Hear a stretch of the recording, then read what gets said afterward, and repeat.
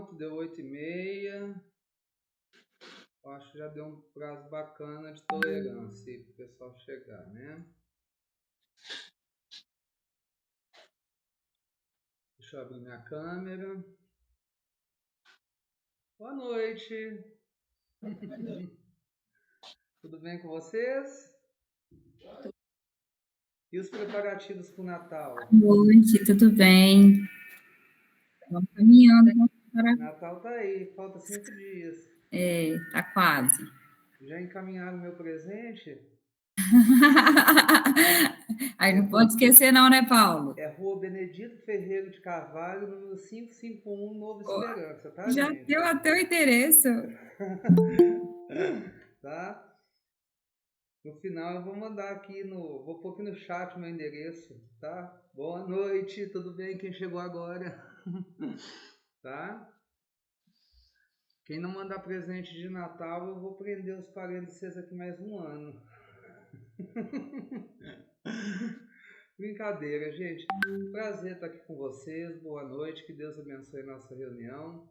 Que Deus conduza esse momento, né? Eu acho que é um momento muito importante para que estamos aqui reunidos para tratar desse assunto. Deixa eu tirar essa apresentação que nós já começamos. Nós não vai começar daqui 10 minutos mais não, né? Vamos abrir a tela. Vamos ficar mais rápido, né? O tema da nossa reunião é a importância da família participar do planejamento de vida do dependente químico, né? E por que eu escolhi falar desse tema no dia de hoje? Hoje, para mim, fica muito claro que o maior índice de recaída, tanto entre homens quanto entre mulheres, acontecem porque quando eles saem das casas de recuperação, eles não têm uma perspectiva de vida, eles não possuem uma perspectiva do que fazer, né? Eu estou cansado de dizer que o que motiva uma pessoa a não recair são os seus sonhos, são os seus planos, são suas perspectivas. Quando os seus sonhos, os seus planos e as suas perspectivas forem maior do que a sua vontade de uso de droga ou álcool, você não recai.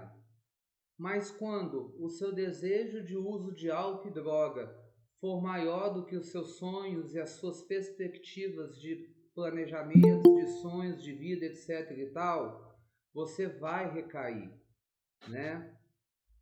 E nós precisamos entender que eu já trabalhei com 2 modelos de tratamento, né? Como eu já disse isso aqui, né?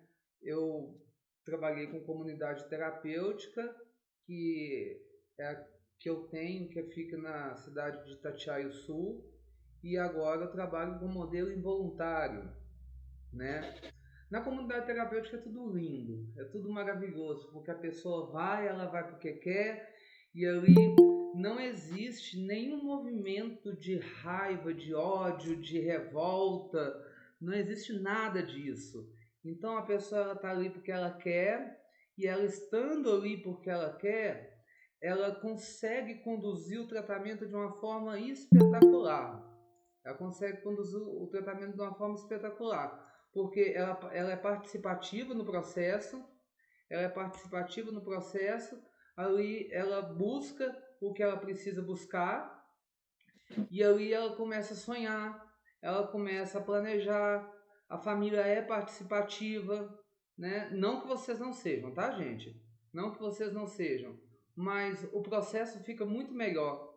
Por quê? Até o processo das ligações são melhores, né? Porque quando a internação é involuntária, a gente vê muita coisa assim nas ligações. Quando que acaba meu tempo aqui? Que dia que eu vou embora? Eu não aguento isso mais, sabe?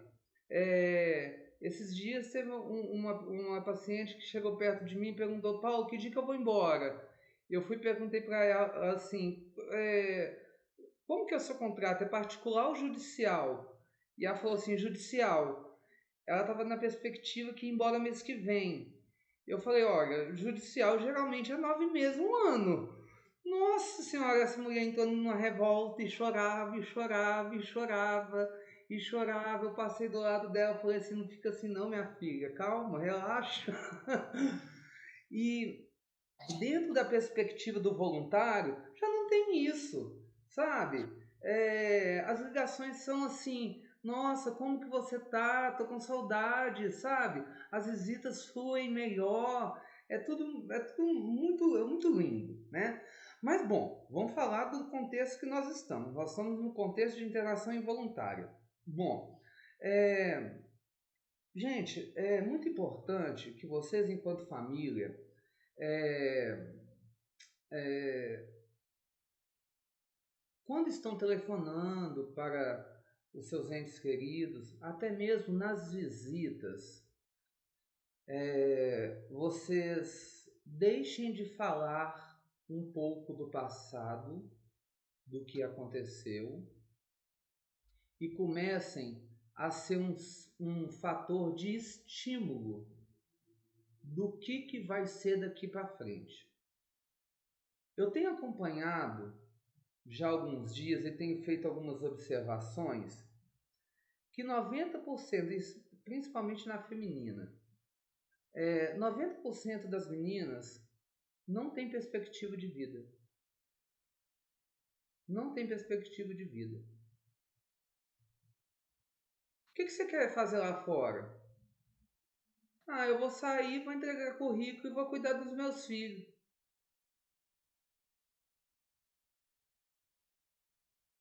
O que você vai fazer lá fora? Ah, Paulo, eu vou sair e vou ficar lá dentro de casa, cuidando da casa.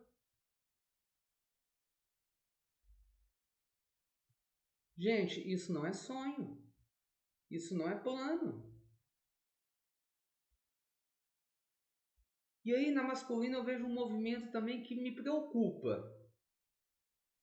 Na masculina, eu vejo olha pra você ver. Na masculina, eu vejo um movimento assim. Olha o movimento que eu estou vendo dentro das clínicas masculinas. Paulo, eu estou conversando com a pessoa assim, o que você vê como perspectiva de vida? Paulo, eu não quero ir embora, eu quero ficar trabalhando aqui. 90% deles.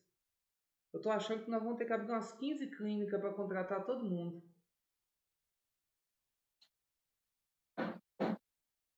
Mas aí você fala assim, Paulo, mas não é uma coisa boa ele querer trabalhar dentro da clínica? Não, não é. Sabe por quê? Porque isso para mim significa que ele não tem nenhum estímulo do lado de fora para tentar algo diferente na vida.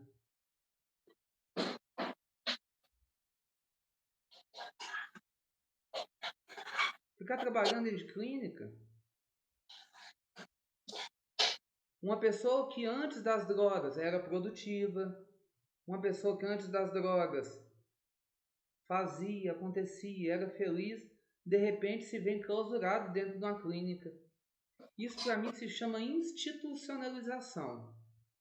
O que é institucionalização? Eu não consigo viver mais fora dessa instituição. Isso para mim significa medo de viver o mundo. Eu me acostumei tanto aqui dentro que hoje eu tenho medo de viver fora daqui. Então eu quero viver aqui dentro. Porque não é nem tanta vontade, de querer trabalhar, que a pessoa não tem nem vocação para ficar ali dentro.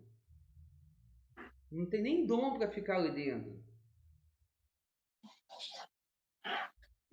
Porque para trabalhar dentro da clínica eu falo que não é nem vocação, não é nem profissão, é dom. É um dom que você tem que ter. Mas quando eu ouço essa frase ela soa nos meus ouvidos assim como um medo.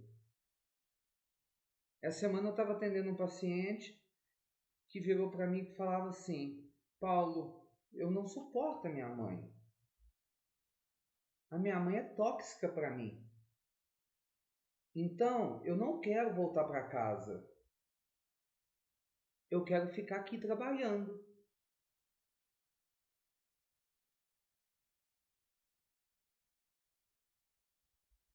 Vocês conseguiram entender? O ficar dentro da clínica como um ponto de fuga. Ele não suporta a mãe dele, ele não consegue conviver com a mãe dele, ele acha que o relacionamento com a mãe dele é um relacionamento tóxico e realmente a mãe dele é muito tóxica.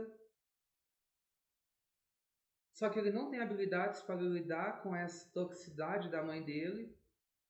Então, para fugir da mãe dele, ele quer trabalhar dentro da clínica.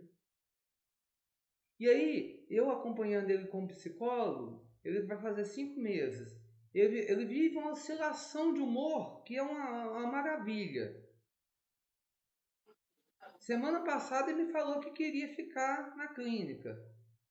Hoje de manhã ele me falou que queria ir embora. Amanhã ele vai me falar que vai querer ficar na clínica. Afinal de contas, ele não sabe o que ele quer da vida. Afinal de contas, ele não sabe. E aí muito me preocupa, vocês que são da... assim, eu não sei, eu estou vendo muitas pessoas aqui no grupo. Algumas eu conheço, eu sei que são da feminina, outras talvez sejam da masculina. Vocês que são parentes de quem está na masculina, se ouvirem dos filhos de vocês que eles querem ficar dentro da instituição trabalhando, não ache isso bonito, não, tá? Por favor. Não achem isso bonito.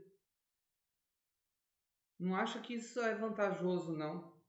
Porque a princípio para vocês acham que, nossa, meu filho mudou mesmo. Ele está evoluindo tanto que ele quer ficar até aqui trabalhando.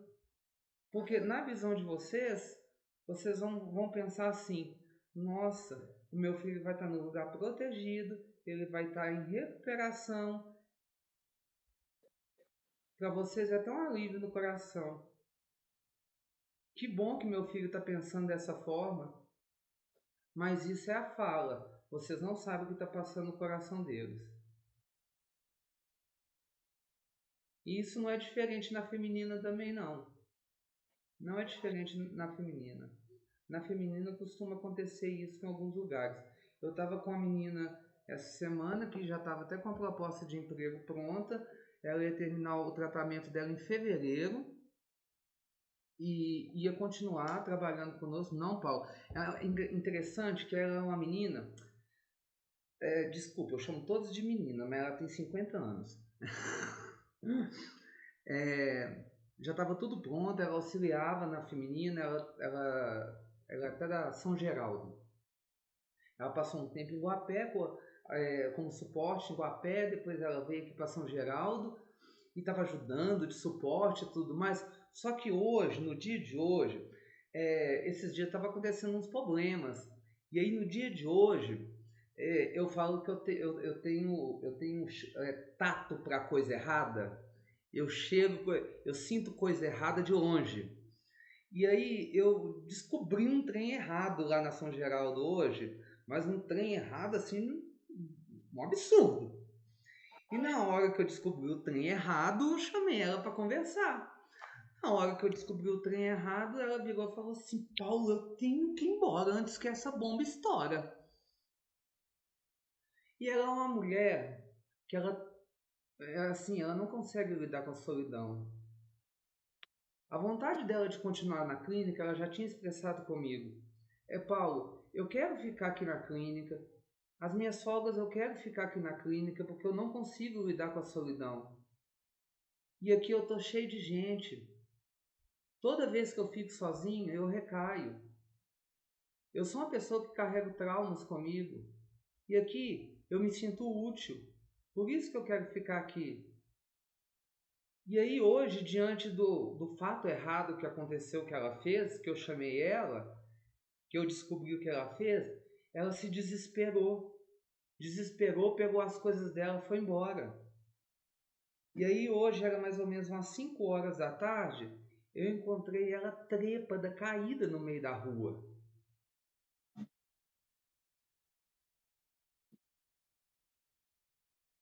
Mas por quê? Não tinha um planejamento de vida. A família nunca conversou com ela o que seria um pós-tratamento. Ela já estava na instituição há mais de um ano. A filha nunca foi visitar ela.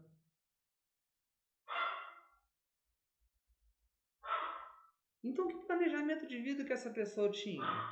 Qual que era a perspectiva de vida que essa pessoa tinha? Nenhuma. E assim, nós não fazemos milagre. E falar desse assunto hoje para mim é muito importante porque me preocupo muito. Me preocupo muito quando eu começo...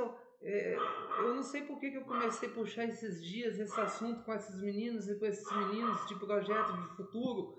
Eu tenho falado muito disso com eles e isso tem me preocupado muito porque eles não estão com nada na cabeça. Não estão com nada na cabeça. E o que eles estão na cabeça, para mim não é nada. Para mim não é nada. E você já viu aquele ditado? Mente vazia é o quê? Oficina do diabo. Outro dia, eu estava com a família de um rapaz lá da Judá masculina. Eu achei a coisa mais absurda do mundo. A família retirou o cara do tratamento antes do tempo. Só que olha, a condição da família é a seguinte: olha, eu vou te tirar, mas você vai ter que ficar 3 meses preso dentro de casa. Como assim? Eu te tiro da clínica, mas você vai ter que ficar 3 meses preso dentro de casa? Isso é planejamento de vida? Isso não existe. Só que aí a família, aí às vezes a gente erra muito, né? Porque é igual a mãe que fala às vezes, olha, se você fizer isso, você não vai ter isso. Só que aí a mãe não cumpre. O cara faz, ou a mulher faz, ela vai lá e cede. Se cedeu uma vez, ele já tem na mente dele, se você fizer, ela pode ceder de novo, né? Aí a mãe deixou o menino ir na padaria buscar pão. Na cabeça dele, ele não ia sair de casa durante esses 3 meses, porque foi o combinado. Mas a mãe mandou ele buscar pão. E junto com esse pão veio maconha, veio cocaína, veio o pacote completo. Veio o pacote completo. Então, o que eu queria trabalhar muito com vocês hoje, é o que eu estou tentando trabalhar muito com eles também, essa questão de sonhos, de perspectivas, de vida. E eu acho que vocês, melhores do que ninguém, vocês precisam trabalhar isso com eles. Porque vocês são tutores deles. A tutela deles estão sob a responsabilidade de vocês, não nossa. Porque vocês são contratantes. Vocês que internaram. Então, vocês têm essa responsabilidade sobre eles. Nós temos a responsabilidade de conduzir um tratamento, mas nós não temos essa responsabilidade sozinhos. Então, eu acho que vocês precisam eu estou pedindo ajuda, tá? Essa reunião que eu estou fazendo é para pedir ajuda, tá? Eu estou gritando socorro, tá? Estou gritando socorro. Me ajudem. Me ajudem. Que as ligações não sejam ligações para perguntar, como que você tá? Gente, como que você tá? Você tá internada, pronto, acabou. Vocês estão cansados de saber disso. Como que você tá? Você tá bem ou você tá mal? Lógico que eles estão mal, gente. Eles não estão na casa deles. Vocês queriam o quê? Que eles estivessem bem, sorrindo, achando que tá tudo lindo, maravilhoso? Uma coisa vocês podem ter certeza. Eles estão sendo bem cuidados. Entenderam? Eles estão sendo bem cuidados. Eles estão sendo bem tratados. Sabe? Lógico que eles não estão no melhor lugar do mundo. Lógico que existem coisas que acontecem que desagradam uma vez ou outra a eles. Porque conviver no meio de muitas pessoas é difícil. Vocês concordam comigo? Né? Eu estou vivendo no meio de 12 pessoas, na masculina eu estou vivendo no meio de 40 pessoas. É mais difícil ainda, né? Uma vez vai ter um atrito, outra vez não vai ter. Não é fácil. Isso é mais do que natural. Então, a gente vai sair das uma sugestão, né? Sair das perguntinhas de maternal, né? 1 mais 1, 2. 2 mais 2, 4. E vamos amadurecer essas perguntas. Vamos passar para o vestibular. Vamos passar para o vestibular. E quais que são as perguntas do vestibular? Né? Vamos passar para as perguntas do vestibular. E aí, mãe? E aí, meu filho? E aí, meu marido? E aí, minha esposa? O que você está pretendendo para a sua vida quando você sair daqui? O quê?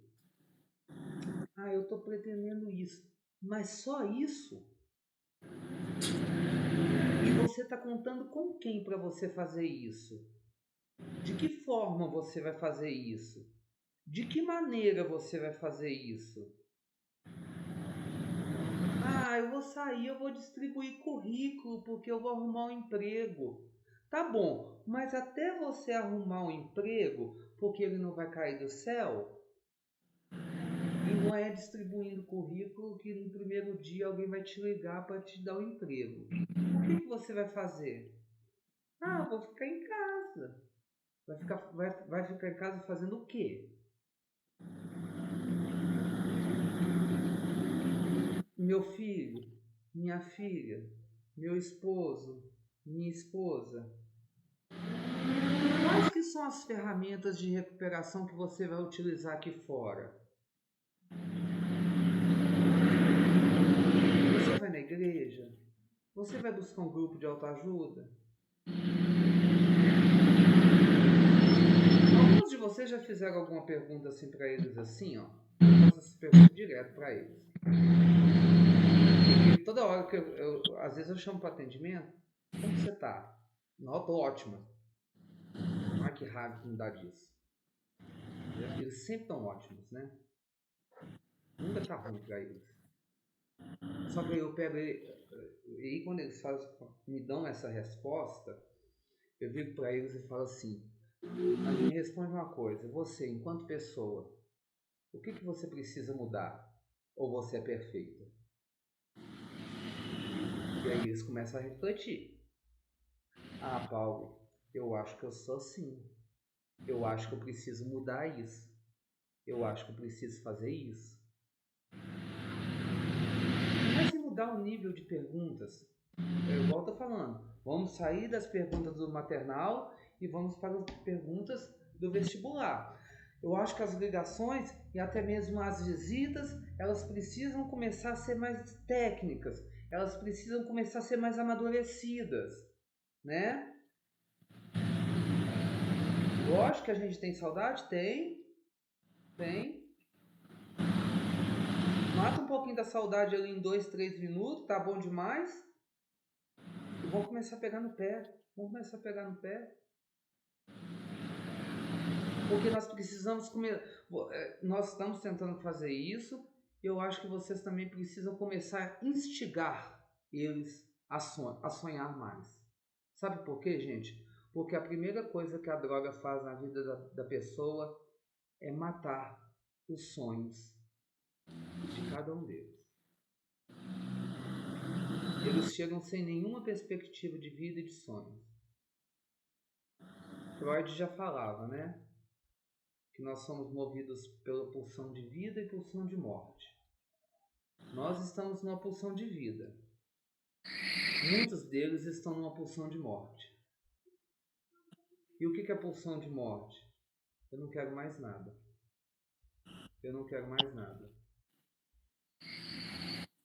E aí fica aquele olhar de desesperança, aquele olhar de não tem mais jeito.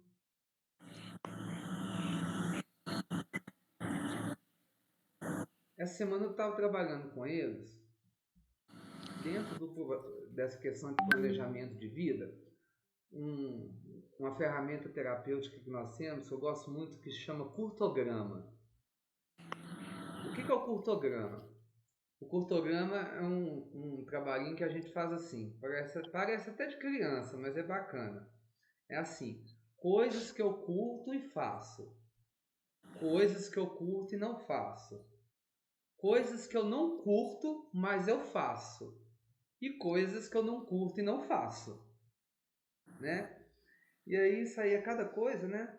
Tipo assim, coisas que eu não curto, mas eu tenho que fazer. Lavar banheiro, por exemplo, né? A outra, conviver com a fulana de tal, mas eu tenho que fazer. E aí nós começamos a fazer um trabalho de resgate da identidade. E aí nós começamos a fazer um trabalho do resgate da identidade desde a infância. Por quê? Porque para ajudar a voltar a fazer elas ou eles sonharem, nós começamos pela infância.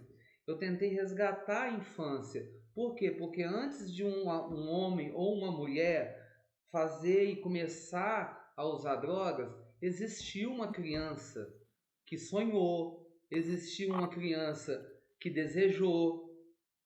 E onde foram esses sonhos? É aquela velha pergunta que sempre fizeram pra gente quando nós éramos criança. Quando você crescer, você quer ser o quê? E aí dentro desse trabalho, aí eu pedi elas para fazer um desenho delas, né? E lá na masculina também. E aí eles fizeram um desenho delas quando elas eram crianças. Cada um fez um desenho, né? E aí fizeram os desenhos. Eu até comentei isso numa reunião. Parece que teve família que me pediu para me mandar desenho. Nem sei se eu mandei, se eu não mandei. Foi, não foi? Eu não cheguei a mandar ou não? Mandei, né? Mandei.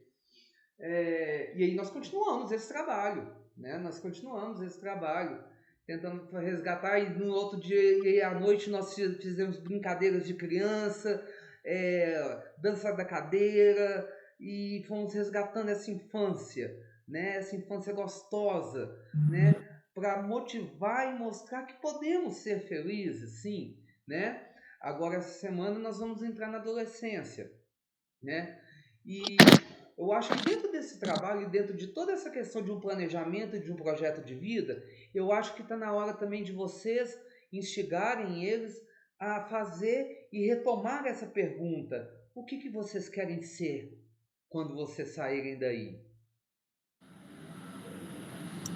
Né? O sair daí é sair da clínica, né? Ah, eu quero ser o quê? Essa semana eu ouvi uma coisa. Olha, gente, eu escuto cada coisa. Hoje, por exemplo, eu escutei de uma menina. Vocês podem achar que é brincadeira, mas não é. Eu escutei de uma menina que ela falou que quando ela sair de lá, ela quer voltar a ser prostituta.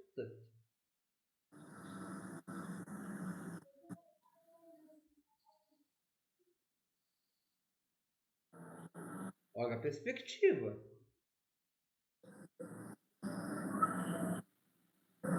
Então são quadros que a gente vê. Assim, eu não julgo, não posso julgar, né? Se ela é feliz assim, né? Mas imagina o que é para a família dela. Aí vamos supor que a Rose aqui... Ô Rose, você tem um filho ou uma filha internada aqui? Filho. Filho? Ele está em qual unidade? Guapé. Guapé, qual que é o nome dele? Reidner. Como? Reidner, Leonardo. Ah, o Reidner. Vamos supor que o Reidner virou para mim e falou assim: Paulo, eu quero ser garoto de programa quando eu sair daqui. E aí, vocês vão. As femininas sabem que toda vez que eu estou nas unidades, eu ponho lá no grupo, né? Estou na unidade. E aí eu dou retorno dos atendimentos. E aí imagina que a Rose liga para mim e fala assim, Paulo, me fala um pouquinho, como que tá o Reidner? E aí imagina eu virando para a Rose e falando assim, olha Rose, eu conversei com o Reidner hoje e o seu filho falou que ele quer ser garota de programa, né? Como que você receberia essa notícia, Rose?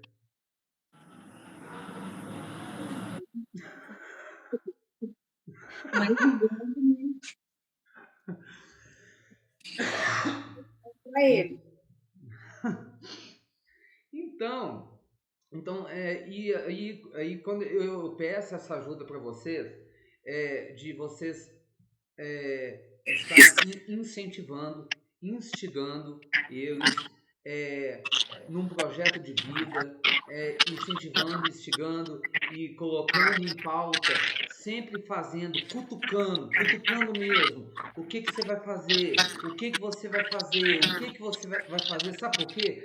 Porque nós não sabemos a realidade deles aí fora, entendeu? E nós não sabemos a realidade de vocês enquanto família. Mas vocês conhecem eles.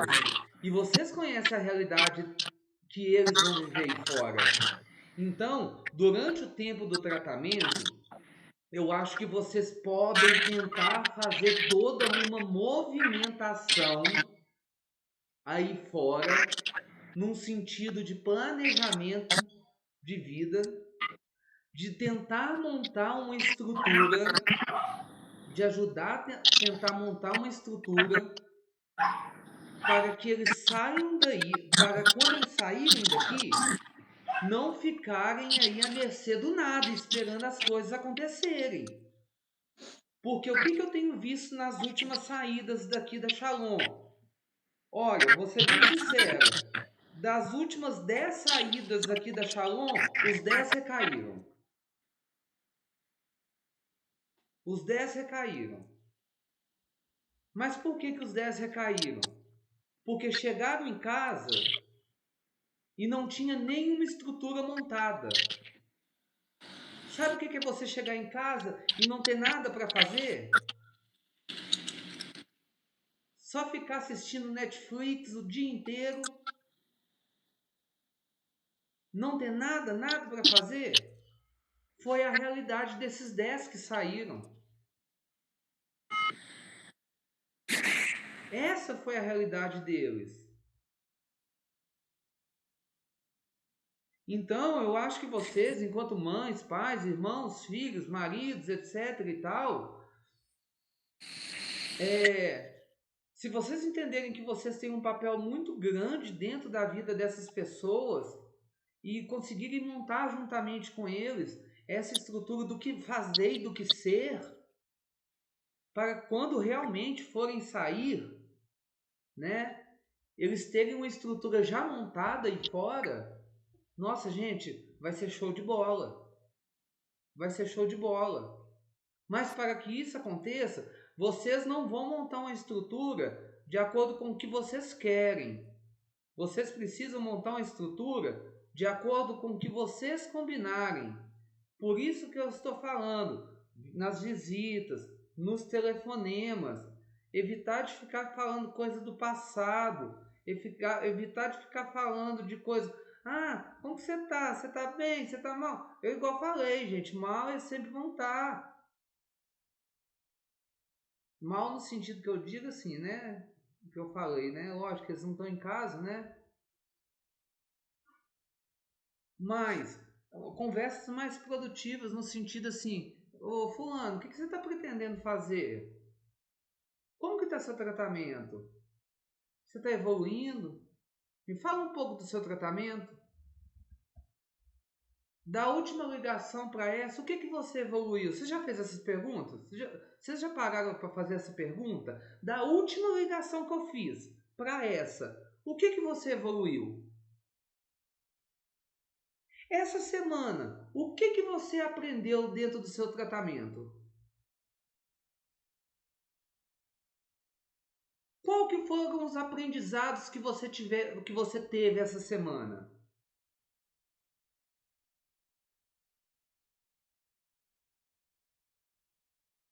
Porque eu fico vendo as ligações, às vezes eu vejo as ligações assim, E o fulano de tal, como que tá? E o ciclano? Nossa, morreu? Misericórdia! E o ciclano? Nossa, tá desse jeito? E o Beltrano? Tá desse jeito. E o outro? Tá desse jeito. Teve uma época que eu estava internado, deixa eu contar para vocês. Eu estava internado, minha mãe era uma verdadeira funerária. Ela só sabia me dar notícia de morte. Parece, lá em Itaúna tem a Jadapax, né? E aí minha mãe ficava entrando na internet e vendo o obituário, sabe?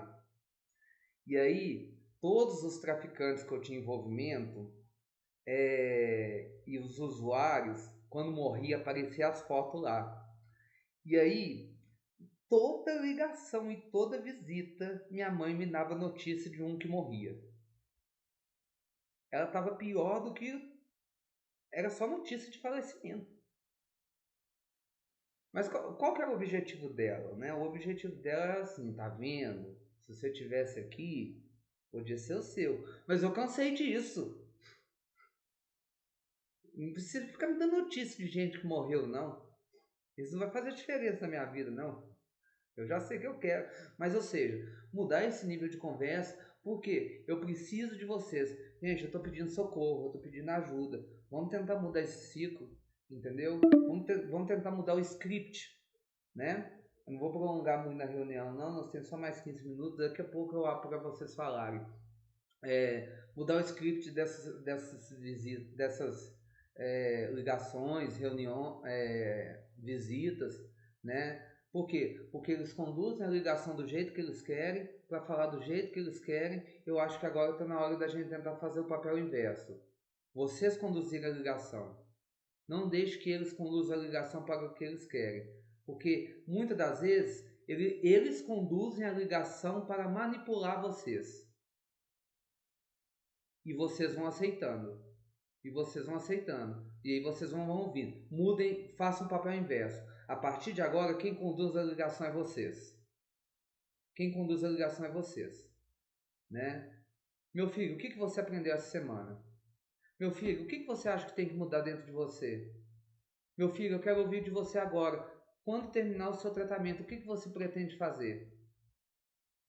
E eu tenho certeza que na hora que você perguntar isso, sabe aquele silêncio mortuário? Ele vai existir no telefone. Meu filho, em qual passo que você está estudando essa semana? Ah, eu estou no 4º passo. Fala um pouco desse 4º passo que eu quero entender ele. O que o 4º passo fala? Começa a fazer isso. Começa a fazer isso. E aos poucos vocês vão traçando. Eu quero saber de você, meu filho, quando você sair, o que você quer fazer? Quais são seus sonhos? Quais são seus sonhos? E começa a construir isso. Começa a construir isso. E lógico que isso não vai ser numa ligação, que vocês vão construir isso.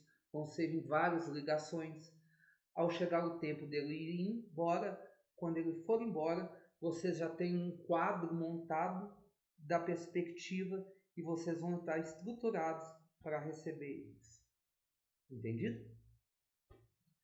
Falei demais. Podem falar quem quiser. Ô, Paulo, boa noite. Boa noite, tudo bem? Tudo bem? Deixa eu te falar.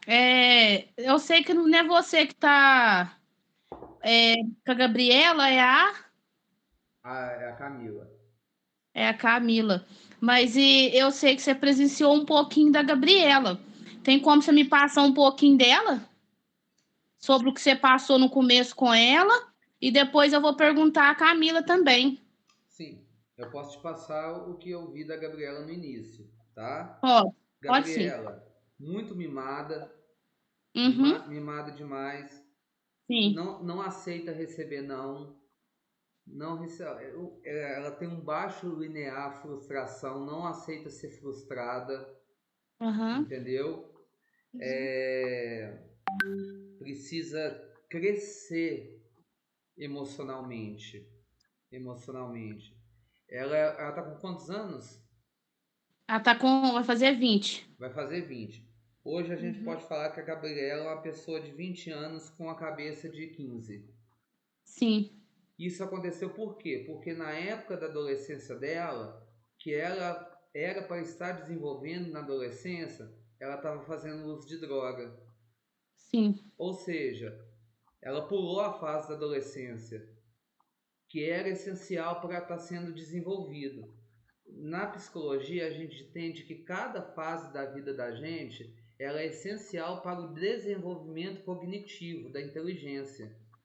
Então, entendi. como ela pulou essa fase da adolescência porque ela já estava usando droga, hoje a idade cronológica dela de 20 anos cobra essa idade cronológica que foi pulada. Por isso que ela tem 20 anos hoje e se comporta como um adolescente.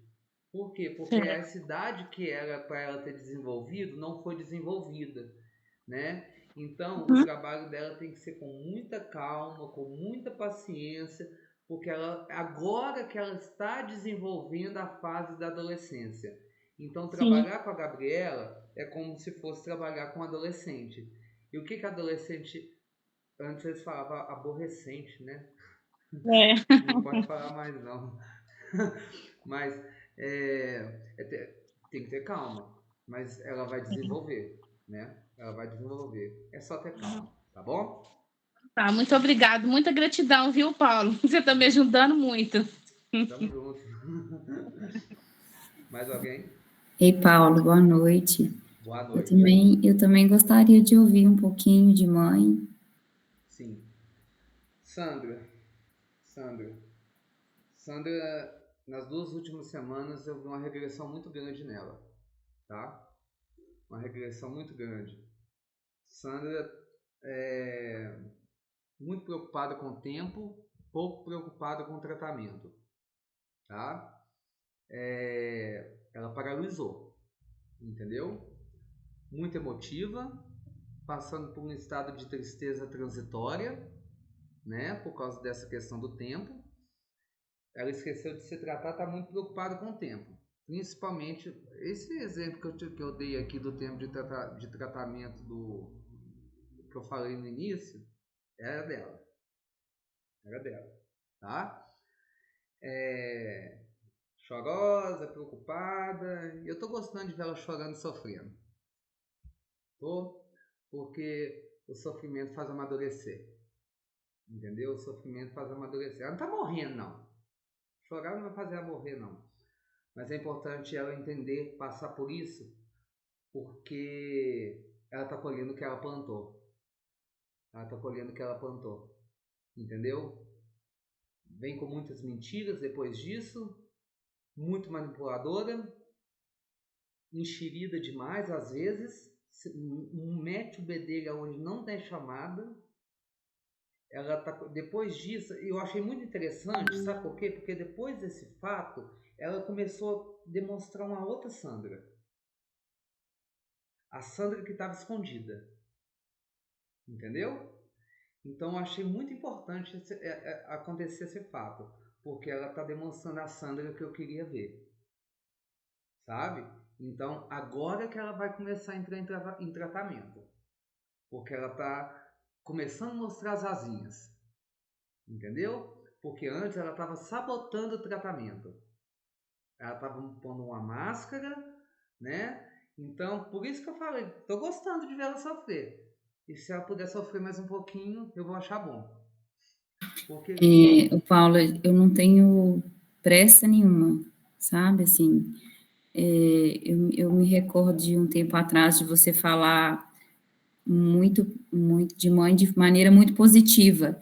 sim, E eu não tive a menor dúvida sobre essa máscara, sim, porque depois de um tempo ela se revela mesmo. Então, quando não dá mais para ela, ela extravasa, sabe? Então, hoje eu consegui ver nas suas palavras exatamente como ela é, porque sim, ela é assim mesmo, ela é manipuladora, fala muita mentira, e assim vai falando. sim. E ela está se mostrando agora e vão dar corda. Eu estou dando corda. Eu estou dando corda, estou gostando de ver ela sofrer. E ela chora para chamar atenção, principalmente quando eu estou lá. E ela vê eu chegando e ela começa a chorar. Aí eu passo do lado dela e finge que não tô nem vendo. Aí ela faz uma cara de revolta. Mas deixa ela sofrer. Mas ela te adora. Eu sei. Ela fala. Ela Ela fala te mesmo assim. adora. Não fica Ela com fala. medo dessa cara de revolta, não. É Eu assim sei mesmo. disso. Eu sei disso. Mas eu passo direto, pego minha garrafinha de café, eu volto e falo assim, por que você tá chorando? Aí eu chamo ela para atendimento. Mas é importante. Tem situações negativas que concorrem para o bem, né? Então acho que essa situação concorreu para o bem, né? Tá? Mas eu acho que é isso aí. De Obrigada, nada, viu? de nada. Tá? Fala, Rose. Oi. Eu quero saber do Reid, né? Que tem um mês, um mês e uma semana que ele está lá. Se você já teve contato com ele. Hoje eu estive com ele um pouquinho, porque não era dia de visita. Só fui levar uns documentos lá e pedi para ver um pouquinho. E aí, o que você me fala dele? Então, o Reid, né, eu não sou psicólogo dele. Quem é o psicólogo dele é a Camila. O que eu posso te falar, na verdade, quer dizer, eu já cheguei a atender o Reid uma vez. Eu não tô com o prontuário dele aqui agora, não. O Reid eu cheguei a atender ele uma vez. Só que aí depois me tiraram da ajudar, eu fiquei como gestor das instituições, mas assim, do primeiro atendimento que eu tive, uma pessoa com uma boa vontade, com o desejo de realmente adotar a abstinência total como estilo de vida, né? Pelo menos numa primeira visão, né? Mas quem pode te dar uma informação mais afinca a respeito dele seria a Camila. Caso a Camila não consiga te dar esse retorno, você pode me chamar no WhatsApp, alguma coisa do tipo, que eu pego essa informação e te passo. Inclusive, semana que vem agora eu estou indo para Guapé. Eu vou ficar lá uns 3 dias, vou passar na unidade, vou estar vendo os meninos, tá? E aí eu posso te passar essa informação com mais clareza, tá bom? Mas no primeiro atendimento que eu tive com ele foi positivo. E eu não, até agora não tive nenhuma reclamação dele enquanto acolhido não, tá bom? Pelo menos comportamental. Entendi. Ele é igual você falou acho que é Gabriela, né? A primeira aí que você conversou. Ele é Sim. muito manipulador, não Uhum. gosta de receber não, não aceita não como resposta, tu tem que ser do jeito dele na hora que ele quer. Sim. E aí eu queria mesmo, gostaria que você conversasse com a Camila, depois eu vou te chamar no WhatsApp e para ver se ela te explica melhor, porque a gente conversa muito pouco. Conversa um pouquinho com ela, porque ela, né, tem uma vida muito corrida. E dentro desse um mês e uma semana, o que que ela te passa sobre ele? Eu vou conversar com ela, eu vou pedir ela me passar e a gente conversa, tá bom? Tá bom, obrigada. Mais alguém? Oi, pode falar. Boa noite. Boa noite. Me chamo Josemara e eu tenho uma irmã que ela foi recentemente internada também na clínica, né? Ela é dependente química desde a adolescência, né? E ela nunca passou por essa fase de internação. É a primeira vez que acho que os irmãos todos se juntaram e falaram, a gente não aguenta mais, né? Ela precisa se tratar, ela é uma boa pessoa, ajuda todo mundo, só que ela é ruim para ela mesma, né? E não aceita, não aceitava, e ela foi sem aceitar mesmo. Aí eu gostaria de saber se ela está aceitando bem o tratamento. Era Quem isso. que é sua irmã? Ela chama Josiane. Josi. Ah, Josi. Josi. A Josi eu atendi ela ontem eu atendi ela. Ontem eu Ela atendi deve ter ela. uma fera com a família, né? Porque ninguém teve mais contato. Não. Josiane, ela tá numa fase de negação, tá? Mulher muito decidida, sabe? Muito tupetuda também. Tupetuda, gosta de enfrentar, sabe? Mas traz dentro de si muitos vazios, tá? Complexo de rejeição, de abandono, autoestima baixa, sabe? Mas conseguimos nos dar muito bem. A última frase dela foi o seguinte: Paulo, eu odeio psicólogo, mas eu te adorei. Oh, Mas eu te adorei. Mas ela tá nessa fase de negação. Enfim, tá muito cedo, mas tá se adaptando bem. Tá bom? tá nessa expectativa que ela realmente aceite que ela tem uma doença e que ela precisa de tratamento, que ela não consegue se tratar sozinha. E tá toda a família toda sofrendo, todo mundo vendo, todo mundo sem saber o que fazer, até que a gente falou assim, aí, a gente fica com dó, porque eles tentam manipular a gente, né? Aí a gente vai, ó, quem tiver dó não vai, não olha para trás, manda, que é o melhor para ela. Ela tá doente e quem tá doente precisa de tratamento. E o tratamento dela é numa clínica. Se não vai por boa vontade, vai por má vontade mesmo. Sim. Não, mas ela já aceitou essa situação. Ela já aceitou. Tá com um pouco de raiva ainda, mas é normal que aconteça. Mas Tá? isso vai passar, isso vai passar. Isso passa, tá bom? Obrigada. Gente, eu não vou poder abrir mais perguntas porque a chamada está quase no fim, tá? Mas nós vamos ter outros momentos, tá? Inclusive domingo nós vamos ter um momento de espiritualidade pelo YouTube, tá? Convido vocês a participarem, tá bom? Até lá então. Beijo no Obrigada. coração, tá bom? Obrigado. Tchau.